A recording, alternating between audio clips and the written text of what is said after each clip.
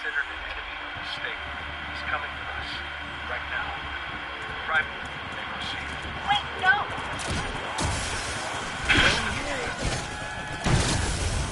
What the hell? The whole facility just lost power.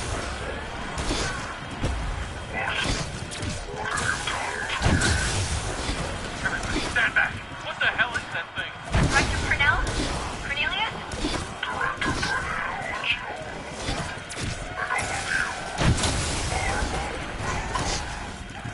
Sir, we have a containment breach. Nova 6 gas is leaking throughout the facility. Everybody move!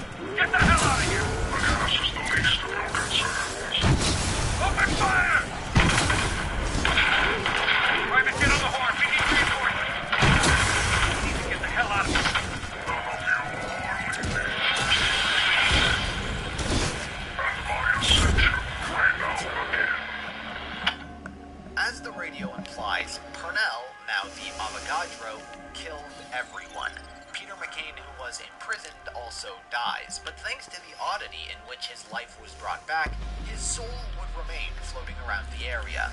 As for the Avogadro, there's a slight unanswered mystery about what happens to him. After these events, he is back inside of the APD as it now functions as a sort of detainment. It is possible that Sawyer and his men were able to force him back inside before they were killed. Or perhaps Purnell decided to go inside of his own volition. After this event, the US managed to piece together what happened, what the Avogadro was, what it was potentially capable of, and they placed a nuke near the facility as a failsafe if the Avogadro got out. And for now, they abandoned the facility, hoping to keep what happened here a secret. Moving in the timeline, there is also what developed with the Ascension facility. Shortly after Lucas's endeavors there, Harvey had to pick up the pieces from their loss. He intended on carrying out the plan they had initially formed when obtaining the Apothicon blood, and that was delivering it to Pablo Meredith at the Siberian facility so he could craft the Agarthan device. Comrades, that is enough! Now as it stands, we must account for the facts. 2 days ago, one of our research facilities was attacked. All personnel are dead, with the exception of Dr. Gersh and Dr. Zavoysky, who are both still missing. What about foreign troops? We do not know. They have not been recovered. Now, I know what Dr. Gersh and his work meant to this organization. However, all is not lost. We must remember that. All is not lost. Where is the leader? Who is going to lead us now? Yes, I remind you to think before you speak, comrades. I am one of the founding members of this organization, and you are someone who has forgotten their place in it. I am not saying I should lead it. Frankly, I would rather not. I would leave it to the committee to find a suitable replacement. However, Americans, Broken Arrow grows stronger by the day. And we must act quickly if we are to stay ahead of them. What is it you are proposing? Some of you may remember 4 years ago, a contact at an abandoned Group 935 facility reached out to us. He promised to construct the Agartha device for us, provided we brought him the blood of the beast. We never brought him the blood. Instead, we used it to fulfill our own needs. I propose I take a small group and deliver the as promised to our allies in Siberia. With the device in Soviet hands, we will not only end this Cold War overnight, we will bring humanity together, create a better world. They boarded a ship and began the transfer of the blood. However, as was observed during the experiments, the blood was getting free. The Apothicon blood broke out of containment and attacked the whole crew, killing everyone on the board. This is Dr. Harvey Yeager. 1st of January, 1964. Happy New Year. We are 15 minutes out from the abandoned 935 Siberian facility, where I will deliver the blood, as promised, for the creation of the Agartha device. After I have secured it, I've arranged for rendezvous with my handler.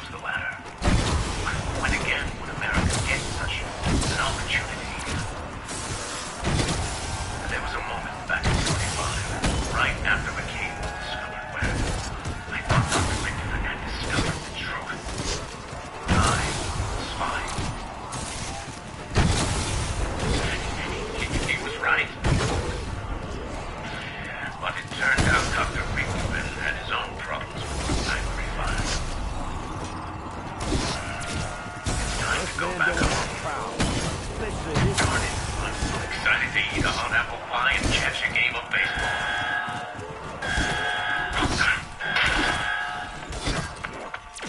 It's broken containment! What on earth is going on?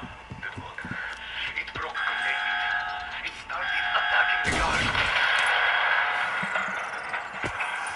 Well, this ain't exactly ideal, but that gold machine better give gold service. Bingo! Definitely better than the average pack. The ship would make its way to the Siberian facility, This gold bunny has a minute to live. there to deliver or claim blood. Meanwhile, with the other divisions of Broken Arrow, for this story, he worked for Broken Arrow, looking back at about as long as they were born, upwards of 40 years. Time quite rapid. In the time period of the late 60s, Russman's story begins around 2025. Broken Arrow has still been advancing within this time, building new facilities to prepare for Stanley's attacks. There was one in China as well as in Washington. One task Russman was sent on was to Camp Edward, knowing of the Avogadro's creation being that of pure energy. Broken Arrow thought that they could potentially harness it, use it as an infinite power source.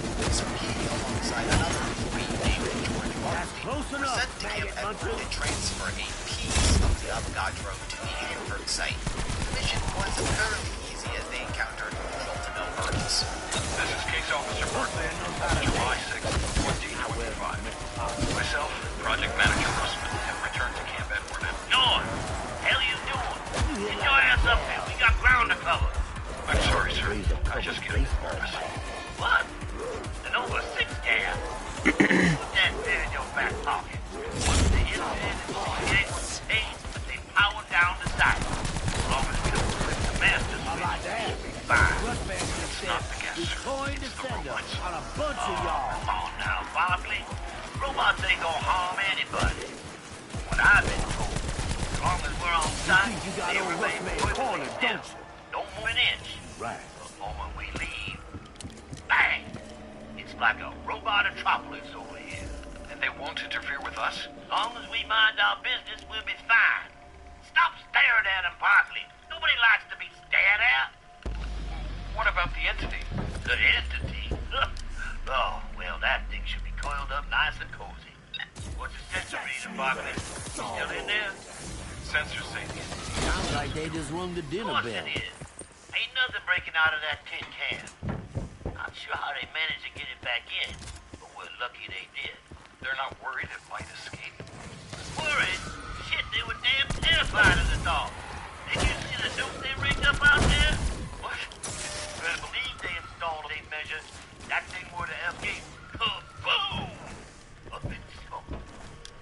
That could happen right now. Come on, Means you have back to hell. that thing ain't busting out unless someone's stupid enough to open the damn door. All right, I'm gonna give it a kick. You ready? You're clear. Facility transport via pyramid device is now available. All right, let's just grab a little juice.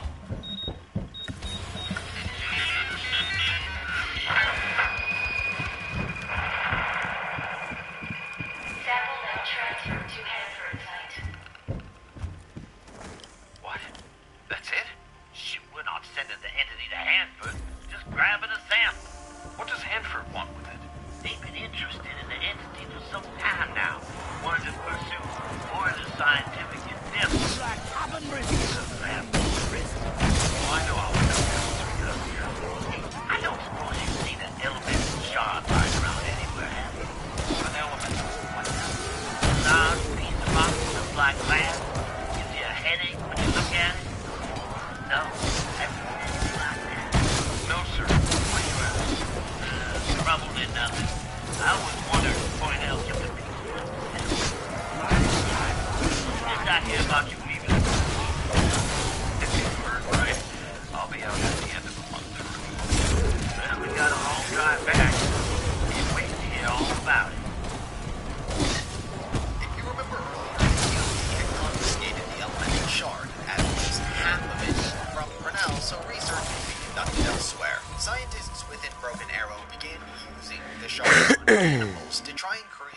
biological weapons, bios as they were referred to.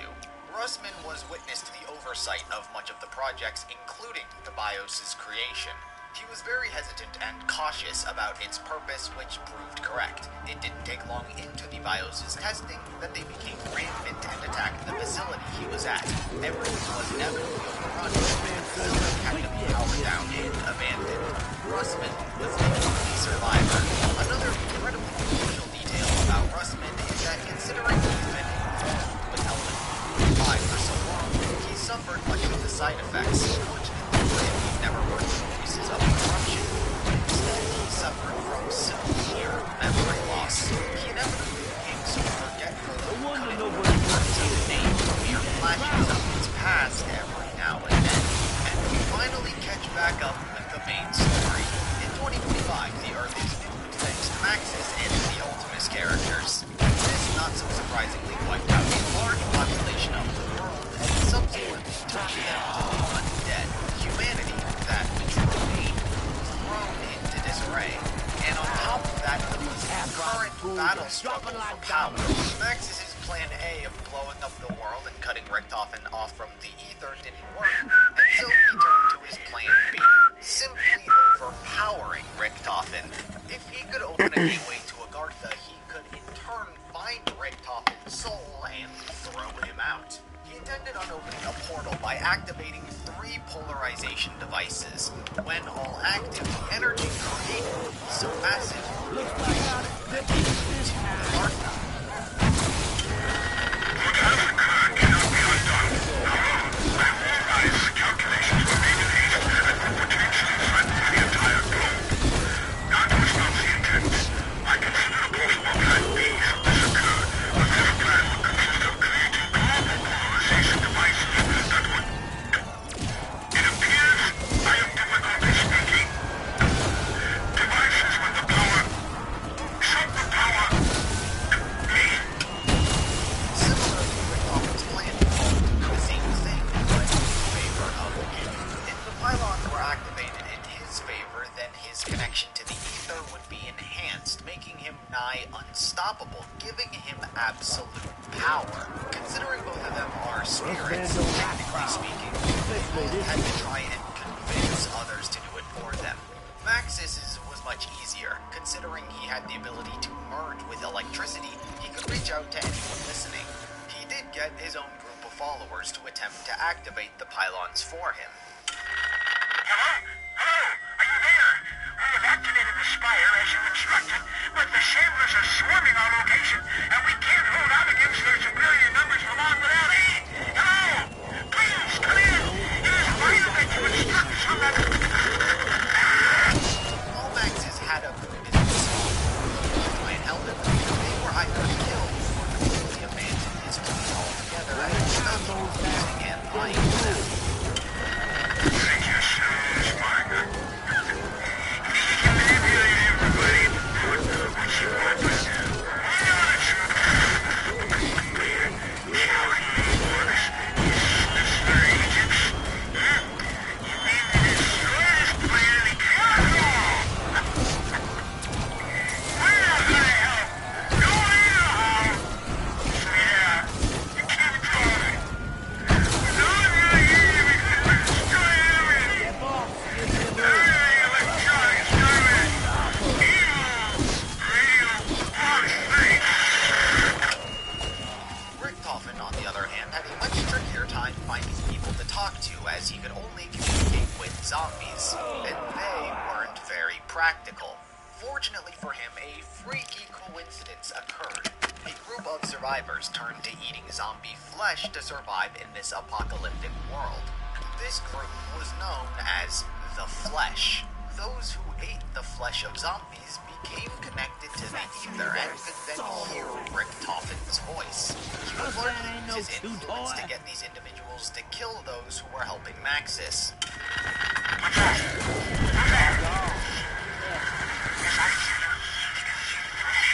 Of course I have. There's nobody else. No, I won't do that. How do I know you're not lying? You could be making all that up. Ordinarily, I like that.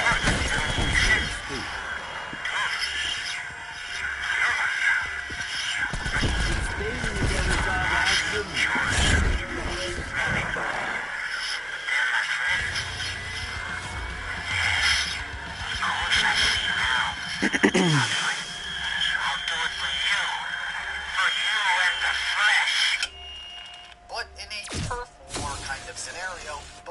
Americans fought with nearly everyone being killed by each other or zombies. Hello! This is Jackass Flats calling any human community with a broadcasting distance. We're located in standard map coordinates 37 degrees, 07 north, 116 degrees, 03 west. This is a warning to anyone contacted by mysterious forces. Several of our party began to hear the voices, and their competing instructions and incompatible demands drove a wedge down the center of the camp. Half of the camp is carrying out the demands of the all these are electronic. This voice is a big, long, and its ultimate goal is unclear. The other voice is not being heard by humans who have just on the wrong madness this way lies. Neither of these instruction sets will understand. Those of us who have not chosen a side have been hunted by both sides, seeking to force us to assist them. Look out, like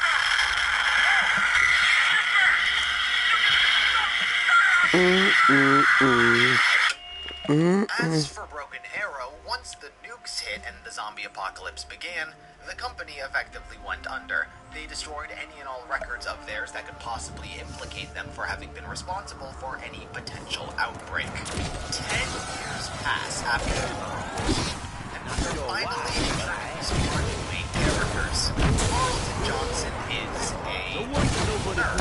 His accurate description.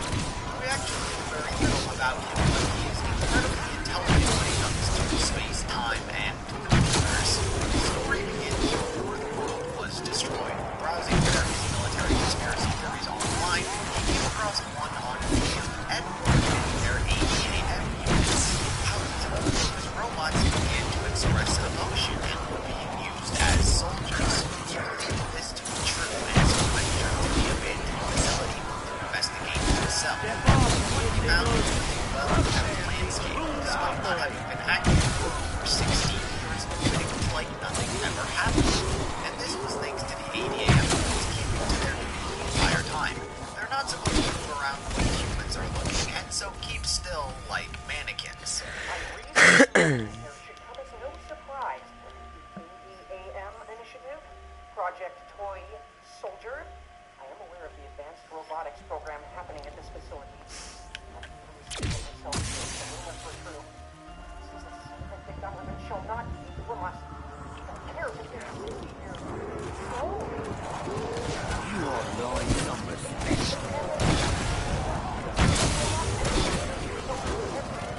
See, you got on the corner, don't you?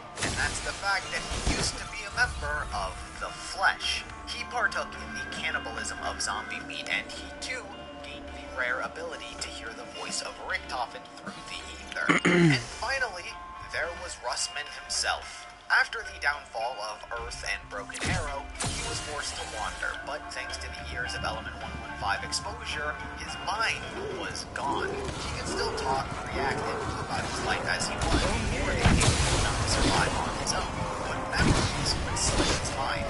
On their journey, both Cylinder and Russ met each other and banded together. They stole Russ and began to wander as a team. All four of these characters' paths would cross in a small town near Canada. This people want to know is Victus. It is here where the events of transit take place. Banded together for the first time, the four characters were reached out to by Maxis to activate the transition devices so he can save the world.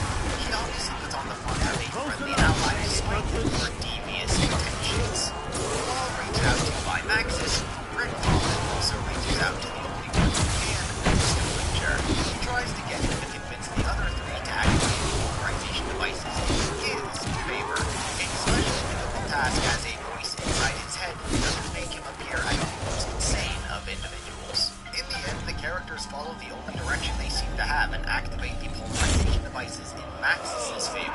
Despite not doing what he wanted, Richtofen still hopes that they may still decide to help his cause, and so uses the power of the Dark Ether to teleport them to China at Die Rise. It's an old Broken Arrow facility long since abandoned and in disarray after the zombie apocalypse. Nevertheless, it's where the second polarization device lies. I don't understand. Why are you doing this? Why me? Travel where? Don't you get it? There's nothing left! How did you... What? What do you mean, mend the rift? Well, maybe I don't wanna. Huh? Did you think of that? Oh, you can't tell them about the flesh. What I did, they'd kill me if they knew. Ah, shit!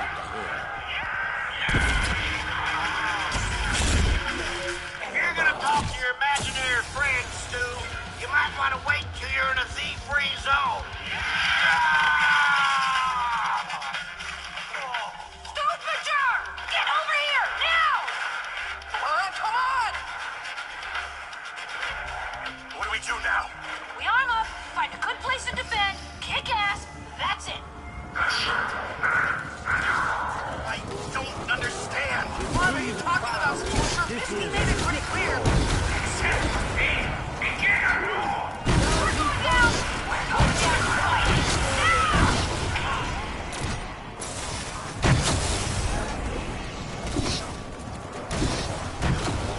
Here before. The reason the characters are responding is thanks to Richtofen. It's one of the only times the Dark Ether shows the ability to animate and dent their original state, and pretty much the only time in the entire timeline anything like this is done. So, take it with a grain of salt. Regardless, Richtofen cannot allow them to fail.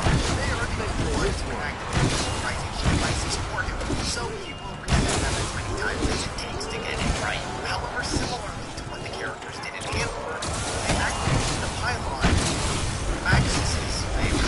The next location the four are sent to is Africa. The final pylon is located at Purgatory Point, the mining town that first discovered 115 and was teleported underground. Enough walking for today. We set up camp here. In case you boneheads have forgotten, the world is broken. Very broken. The dead walk the earth. And what remains of civilization is at the mercy of forces we barely understand. What makes you think we're gonna find something different in this new place? I don't know if we will. But at least we should. Sure of what exactly? I don't know. His memory going again. Your name is Russman. Russman! And my first, the last name. We don't know. You're just Russman. Anyway, you're a former operative from Broken Arrow. You've been walking here in 6 incident? Yeah. I think I remember. The town. That's right! That's where you found us!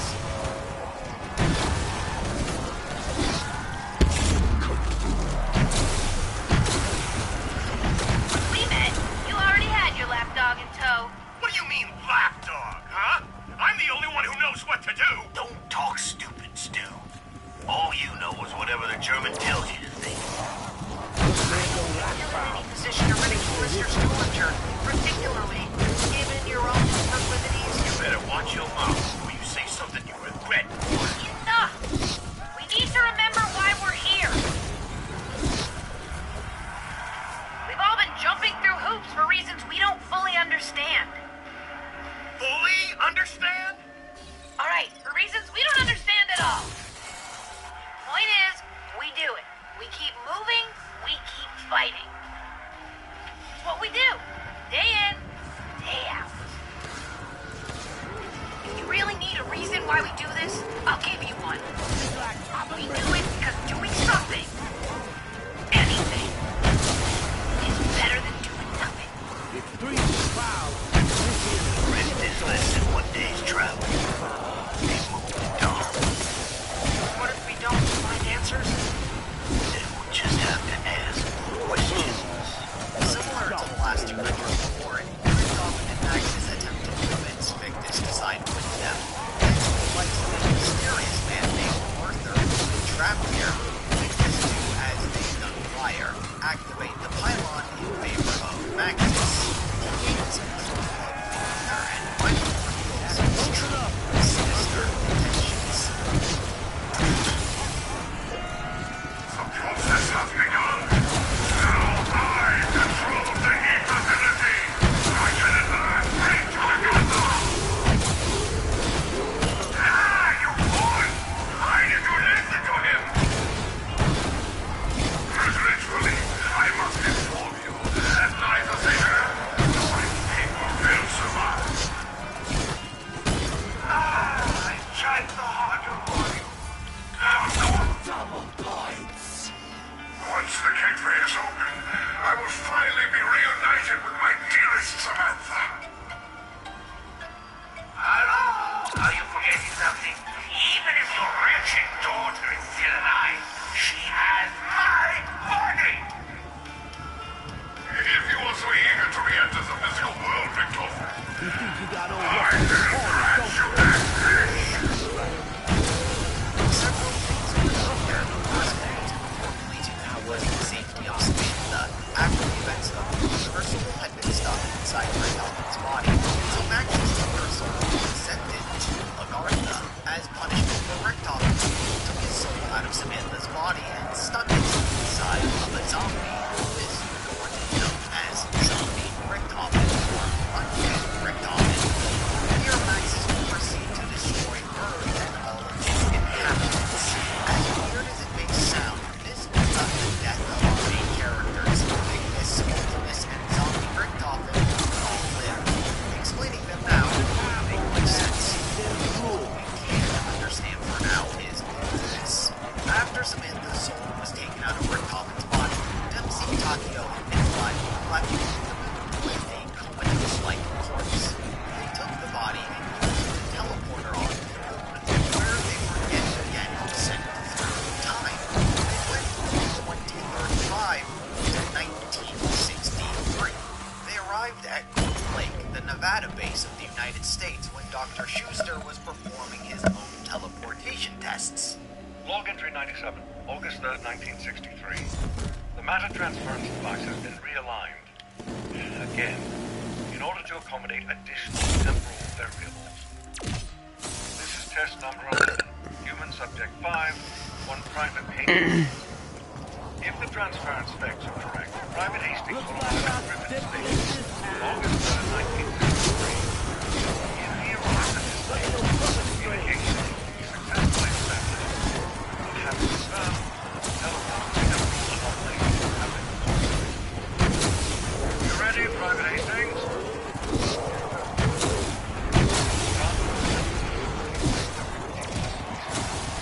Simple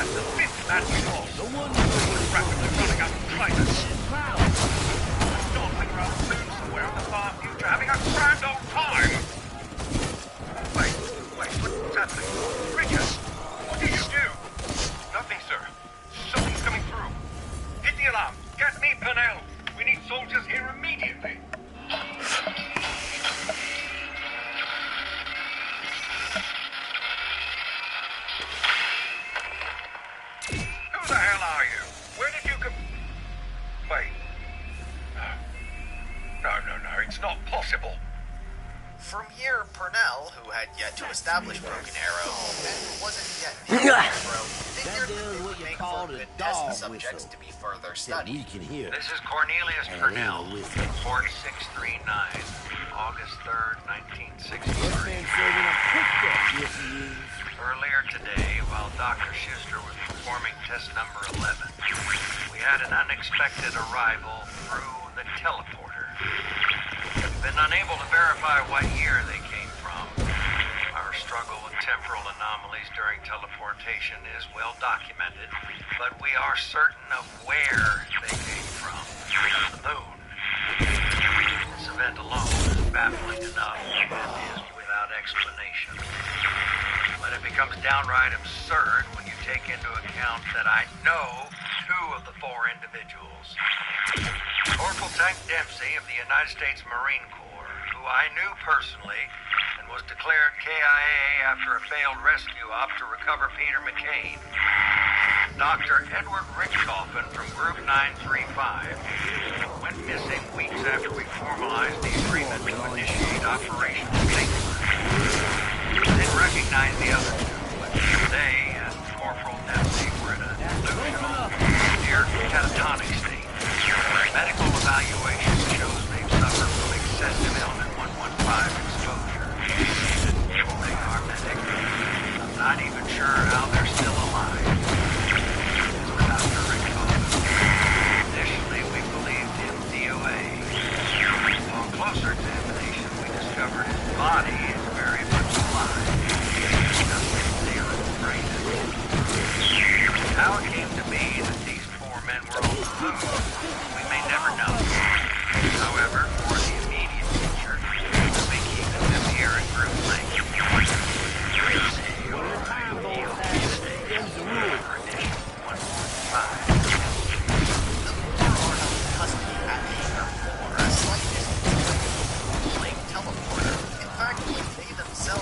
Arrived after their visit to the Pentagon, their major versions were already held captive. But for now, this is where Ultimus are. While the world in 2035 is destroyed, they continue to live in 1963 with a currently soulless Richthofen body. From here, the timeline ends and a new one is formed. For this, we follow the perspective of Samantha. While she has largely served as an antagonist of the Ultimus characters, at the end of the day, she was just a little lost girl. She didn't want to control the ether. She didn't want ultimate power. What she wanted was for life to be normal. A father, a childhood, normalcy.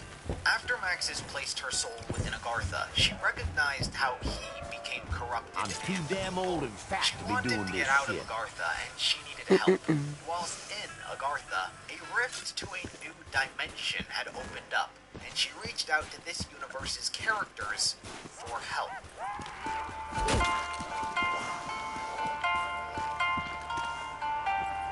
We finally reached Dimension 63. The timeline and characters that we've met so far all still exist in their own universe, but being a different dimension, this one veers off in its own unique path, with pretty much the exact same characters. It is also where the timeline gets quite confusing. This timeline spurs on a whole series of paradoxes, events which could not possibly exist or make sense. But I'm going to try my best to help you understand. As set up, there are three maps which pertain directly to this dimension. Origins, Ark of the Dead, and Shadows of Evil. The former two hold their own little niche, but Origins is very, very important.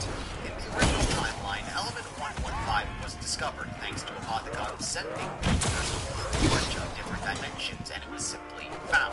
But in Dimension 63, history is very much important. If you recall from the beginning of the entire timeline, the Apothicons on their second escape from the Dark Ether attacked humanity. The humans banded together and fought off the Apothicons thanks to four heroes. It was the event known as the Great War. That happened in this universe.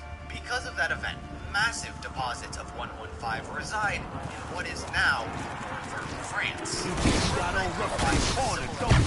Research this element, and Maxis and Richthofen lead the organization. Unlike the original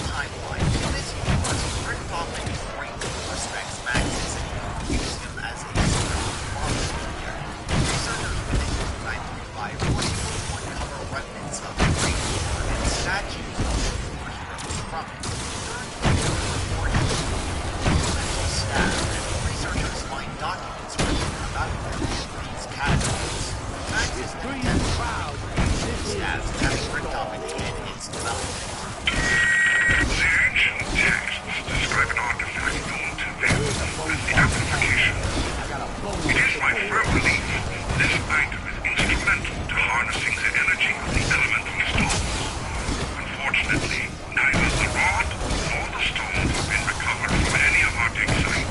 I fear we must push forward regardless. As such, I've drawn up plans to create replica rods based on the descriptions from the main chamber. I will instruct Richtofen to begin fabrication immediately. Five needs utilized energy field, which leads Maxis to across space and time. Researching element 115 continues to yield unforeseen results. The conversion process creates localized energy fields, which appear to function as portals, bringing forth objects of indeterminate origin. It is my hypothesis, however outlandish, that this transfer of matter may actually be occurring through space and time. I believe the answer may lay with the broken moonstones located at the mount. Perhaps channeling sufficient energy from the conversion generators to their location may prove As Samantha is reaching out for help. the child's voice calls to me more frequently than ever. At first, she spoke openly of her imprisonment in a mythical realm known as Agartha. Now she claims to be my daughter, even though I know no such child exists. I fear my sanity may be slipping away from me. Over time, the researchers working at the site suffered from life exposure. Time to fly also invent 3 giant mechanical robots to help them. Maxis slowly becomes obsessed with them. Samantha is actually talking to them and comes to believe her to be the key to everything. Large deposits of L-5 slowly take over the camp. The knights who fought back in the Great War resurrected. Maxis becomes near catatonic thanks to his frequent exposure to it. Richtofen, who's been cautiously observing Maxis's erratic behavior over the past year, fears what the element has done to him and everyone. Seeing the undead come back to life, he takes drastic measures and preserves Maxis's brain. At the same time, this outbreak is still a not, hence why research why it was taking place in the first place. Because of that, nations from all around the globe send spies to France to observe Route 935's progress. These include the likes of Tank Dempsey from the United States, Nikolai Belinsky of the Soviet Union, and Takio Masaki from Japan.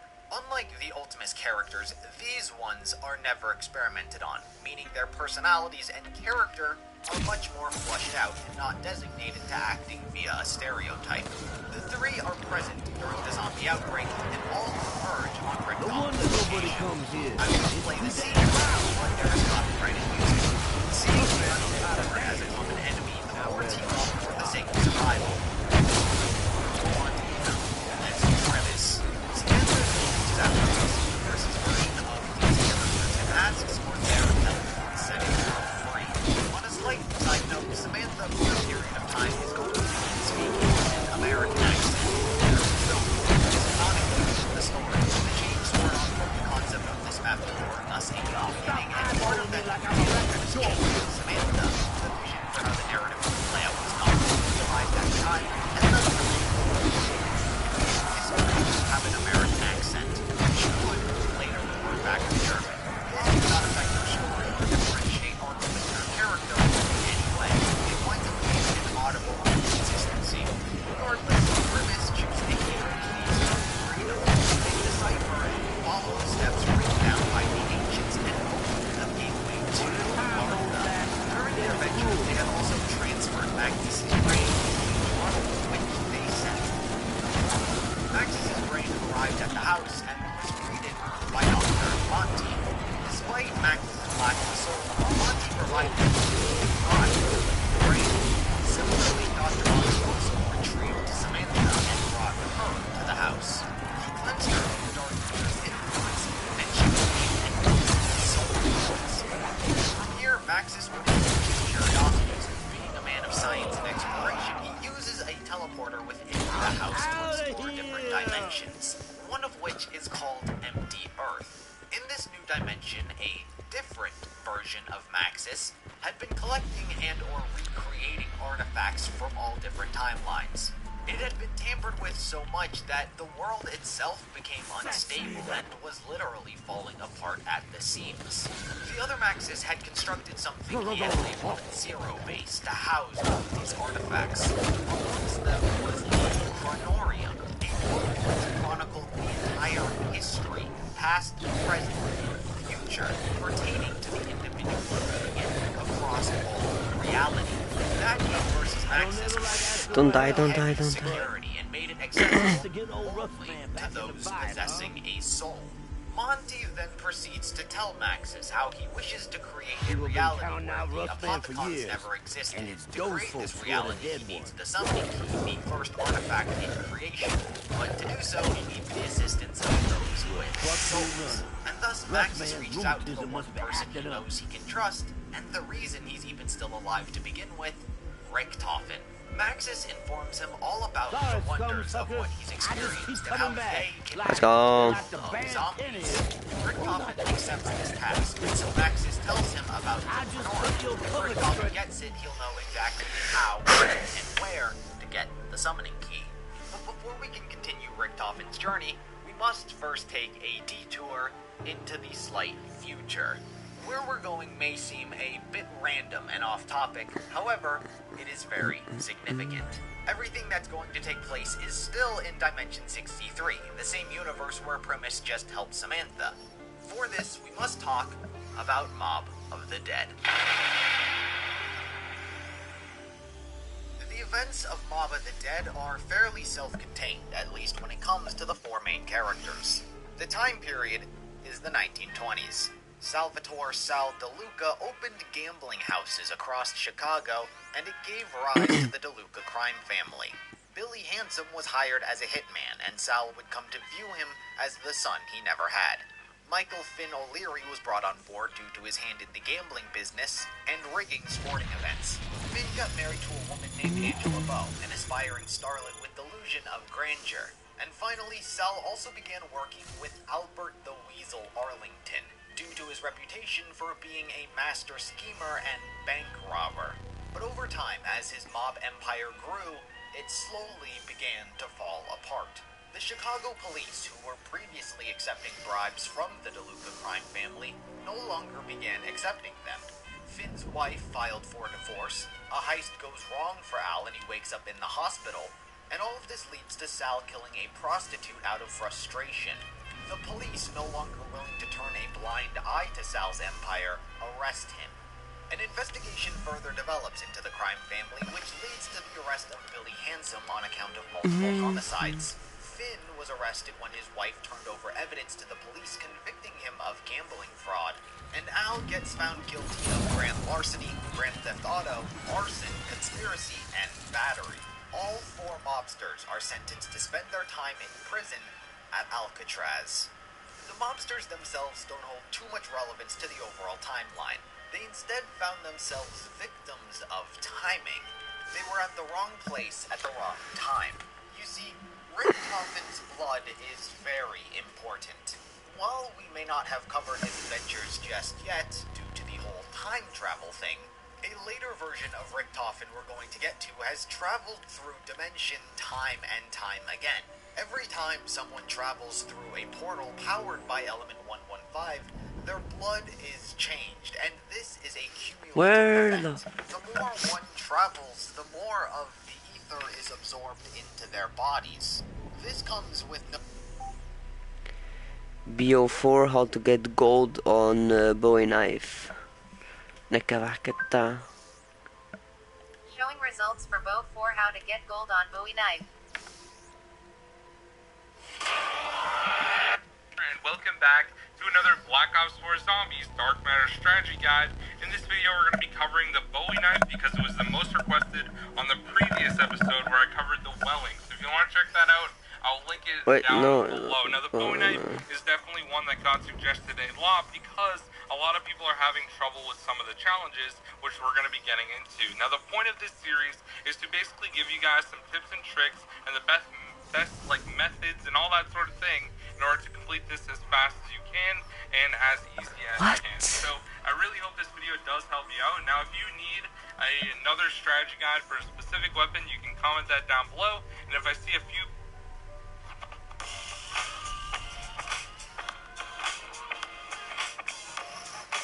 I'm smoking loud, it's that moon rock. They trying to sue me cause I'm getting... How's it going, guys? It's Rick.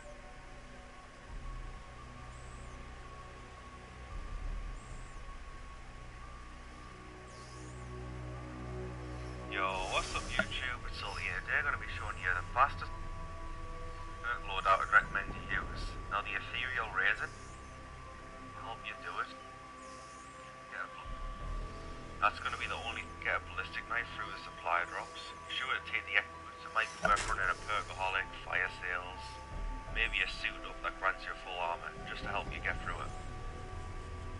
Another thing is, if you did manage to get a ballistic knife through the supply drops, be sure to take the extra blades attachment off as a good recipe strategy. And as you guessed it, you're going to need a ballistic knife for the strategy itself. That's going to be the only thing you're going to need. If you get monkeys though, take them, but nothing else matters. A couple more things before you do this is make sure that you keep the back door of the yellow house closed. You don't want to do the generator lockdown process underground, as it's going to slow it down a lot if you do. Finally, one last thing for the setup. I know it goes without saying, but make sure that you grab all the perks. You actually need to do this because this strategy is impossible without the modifier of the electric cherry perk. Now, so just before getting into the strategy, I want to give a quick shout out to Ashy, as he's the one that actually found this. He's a great player, so I'm going to leave his link in the description. Be sure to check him out. So as you've just seen us do there, basically you just want to position yourself right on the edge of this balcony where all the zombies jump up. And you're just going to shoot the ground with your ballistic knife, which is going to cause you to reload. And that's going to activate your electric cherry modifier. It's going to make it last 10 seconds, and everything you knife within that 10 seconds is going to instantly die. Which, even in realistic difficulty where there's no health cap and the zombies gain health a lot quicker, it's still going to one knife kill them forever, so it's pretty insane.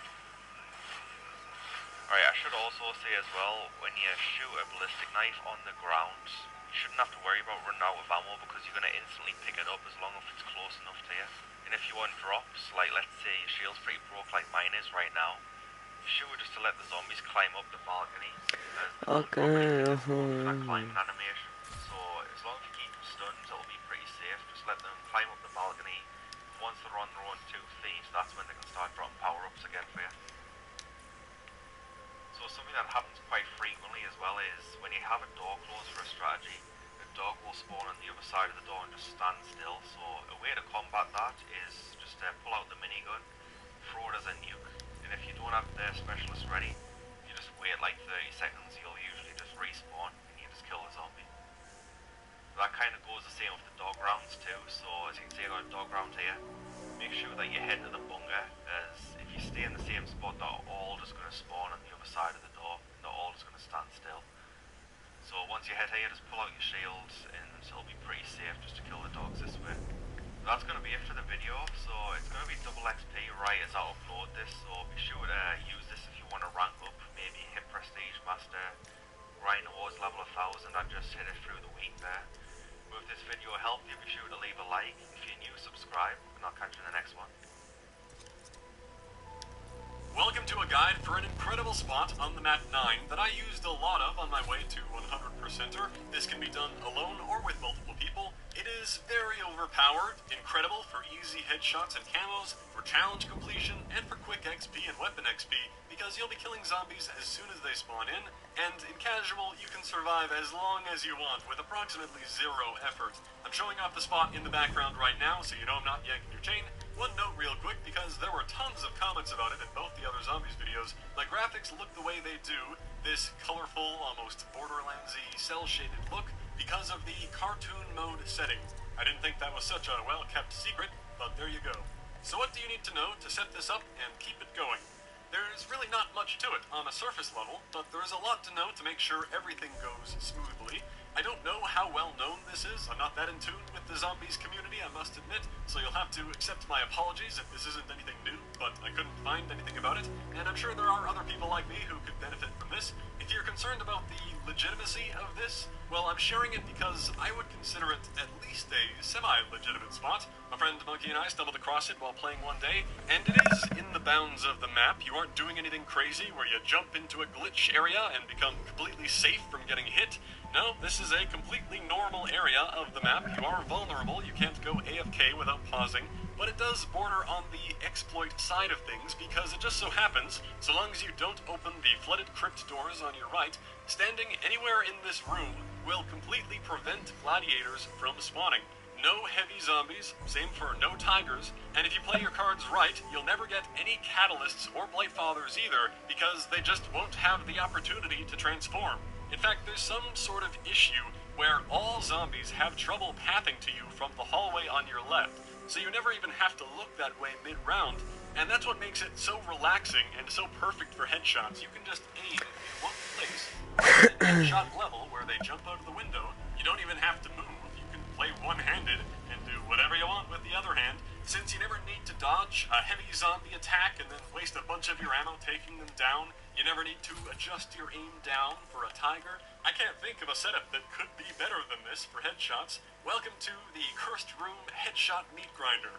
Let's rewind and touch on all the details. The setup for this is very simple. Beginning with your class, by far the most important thing here is the Wraithfire. Getting the homunculus from the box can work too, but Wraithfire is much better and doesn't require any RNG to get, so use it if you have it. I'd even recommend permanently unlocking it if you're planning on doing this a lot, and I'd say it's the best in slot anyway. This is a campy strategy, so I'd highly recommend Stone Cold Stronghold to boost your damage, and the armor can come in handy too.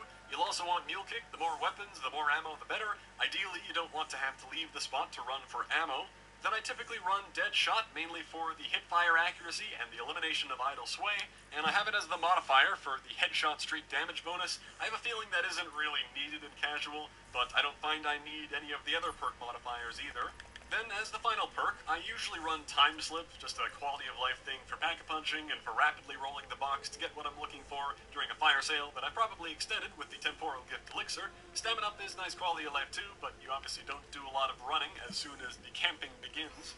And Bandolier would also be good here. Like I said, the more ammo the better, but unless I'm running a triple SMG setup, I don't find I typically have ammo trouble unless I'm trying to survive for a very, very long time, like round 100 plus. But if you are doing that, then the 400 IQ play would be to run Secret Sauce, so you can buy it and get Time Slip for the early game, use it to find and pack all your guns. Then when you have them all at round 30-ish, you can go back and re-roll until you get Bandolier for the long haul. That perk's up to you though. And your elixirs are all up to you as well. I like dropping my own fire sale and then extending it with that temporal gift, but you don't need that. You could be working on wall weapons, or you could build your crowd affinity and wait for fire sales to be thrown down. Any elixirs that relate to replenishing your ammo can be especially helpful late game, but use whatever you want there. When it comes to setting things up in-game, the only thing you have to do is not buy the one set of doors that is in the underground on the Danu side. Just buy your way around through the raw side. If you want to buy the GKS in that flooded crypt room, you can get to it through the middle. Keep those doors closed, and you're good. Then you can go sit in this truly cursed room. When you arrive here, you'll have to deal with whatever crowd you had following you. That can include gladiators, tigers, whatever had already spawned by you being outside, and they can take a while to reach you, but no more of them will spawn for as long as you hang out in this room. Zombies will start pouring out of that window, and you're good to go. The one key thing you have to know to keep things running smoothly is that at the beginning of every round, after you kill the first few zombies that come out of the window, throw your Wraithfire down in the hallway to your left. You can aim around the corner, or a bit further down the hallway is fine. You can also throw a homunculus, but they take longer to come back and a lot longer to throw, and they pull the zombies that are at the window away from you. Kind of annoying. So Wraithfire is much better if you can keep that instead. The reason you do that is because, without fail, at the beginning, and only at the beginning of each round, 5 to 7 zombies will wander down that hallway and get to you, and when they turn the corner, that's when they will very likely transform into catalysts, and if the fire isn't there, maybe even a Blightfather, which can be annoying to deal with in this tiny room. Now, if you forget your Wraithfire, and that does happen, not the end of the world, because it's casual. If you have the Hellion, or a shotgun, or something that can shred Blightfathers like nothing, you're golden.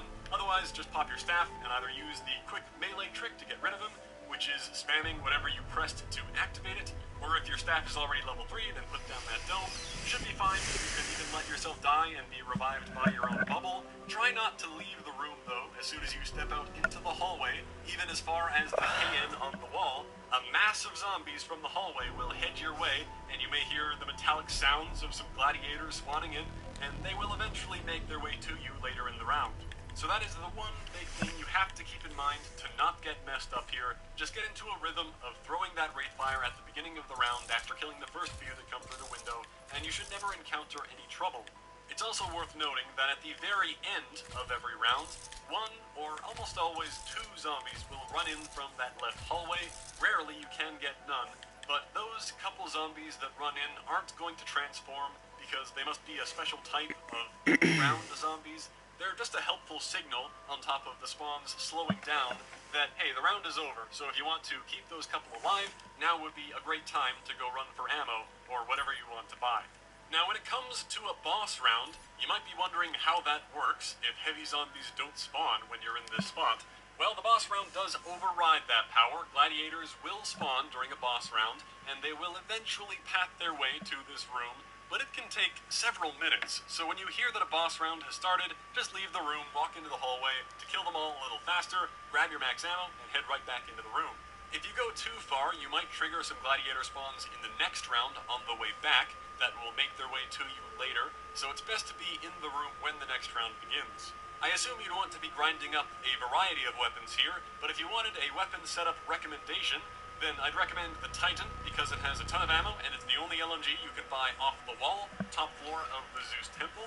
Then the Hades is a good choice as well. You can get it out of the box or from the podium challenges. You can put a suppressor on there to hope for more max ammos. And then the KN is another good choice, also has a good amount of ammo, and you can buy more off the wall very nearby. If you run out of the room and back quick enough, you won't always spawn in gladiators, but dealing with whatever spawns really isn't a big deal as long as it doesn't take you by surprise. Good to have some emergency ammo nearby. But you should always be able to buy ammo in between rounds, or rely on the max ammos, which should be enough to carry you very high in the rounds on their own.